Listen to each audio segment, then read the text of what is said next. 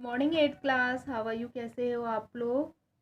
मैंने आपको प्लास्टिक के इसकी प्लास्टिक के करेक्टरिस्टिक्स बताए थे कि इसके एडवांटेज क्या क्या हैं। ठीक है, plastics are non reactable, plastic is light, strong and durable, plastics are poor conductor. ठीक है, अब हम पढ़ेंगे प्लास्टिक एंड द एनवायरमेंट। उससे पहले हम ये डिड यू नो पढ़ लेते हैं। Plastic find extensive use in healthcare industry. Some example of their use are the packaging of tables, threads, use of stitching wounds, syringe, doctors gloves and number of medical instrument. Plastic देखो इन सब चीज़ों में काम आते हैं। ठीक है, stitching करते हैं डॉक्टर्स वगैरह, उसके थ्रेड में, सिरिंज में, डॉक्टर्स के ग्लव्स में, मेडिकल इंस्ट्रूमेंट में।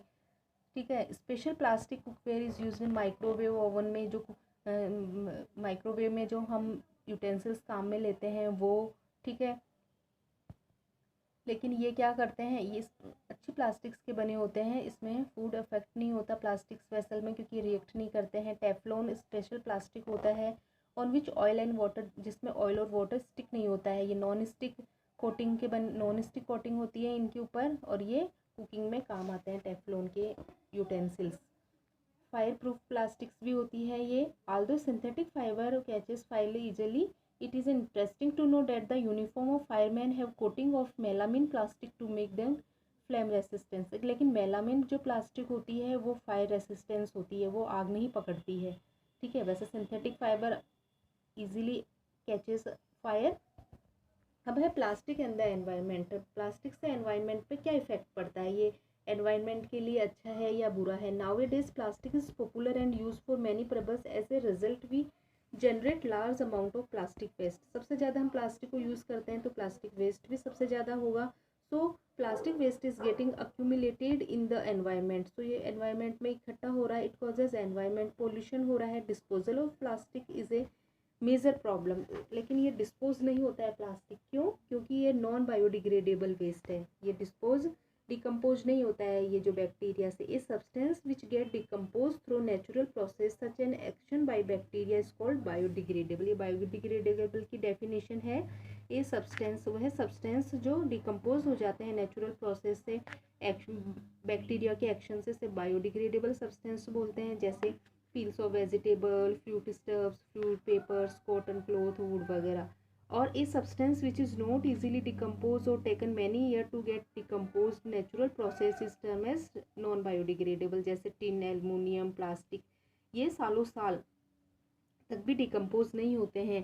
ठीक है, नेचुरल प्रोसेस के द्वारा ये ऐसे कैसे ही पड़े रहते हैं। ठीक है, इन्हें नॉन बायोडिग्रेडेबल मटेरियल या सब्सटेंस बोलते हैं। जैसे यहाँ पे एक टेबल दी हुई है जिसमें आप देख सकते हैं कि कौन सी चीज़ डिकम्पोज हो जाती है और कौन सी नहीं होती है। जैसे पील, फ्रूट, वेजिटेबल्स, ये सारे हो जाते हैं, ये बायोडिग्रेडेबल है। पेपर 10 से 30 डेज़ में, कॉटन क्लॉथ 2 से 5 मंथ्स में, वुड भी 10 से 15 ईयर में, वुलन क्लॉथ भी अबाउट ईयर में हो जाते हैं। ये सब क्या है, बायोडिग्रेडेबल। अब देखो 100 साल से 500 साल तक भी ये डिकम्पोज नहीं हो रहे हैं तो ये नॉन बायोडिग्रेडेबल में आएंगे। ये भी प्लास्टिक बैग भी सेवरल ईयर्स तक ये भी नॉन बायोडिग्रेडेबल में आएंगे। तो since plastic take several years to decompose it is not environment friendly. तो ये प्लास्टिक एनवायरमेंट फ्रेंडली नहीं है। It causes environmental pollution beside the burning process. अगर हम इनको जलाते हैं तो ये बर्न तो इजीली हो जा does not get completely burn, पूरे बर्न नहीं होते इजीली अच्छे से। तो इससे पॉइजनस गैस निकलती है, एटमॉस्फेयर में जाती है, एयर पॉल्यूशन करती है। तो इस प्रॉब्लम को कैसे सॉल्व करें। तुमने गार्बेज डम देखा होगा, जहाँ animals are eating garbage, in the process of eating the food waste they swallow material like polythene. तुमने देखा होगा जहाँ गार्बेज डंप होते हैं वो एनिमल्स को, तुमने ईटिंग करता होगा गार्बेज को, तो वो फूड वेस्ट के साथ साथ वो स्वेलो निगल लेते हैं पॉलीथीन वगैरह, पॉलीथीन के वैक्स, फूड के रैपर्स वगैरह।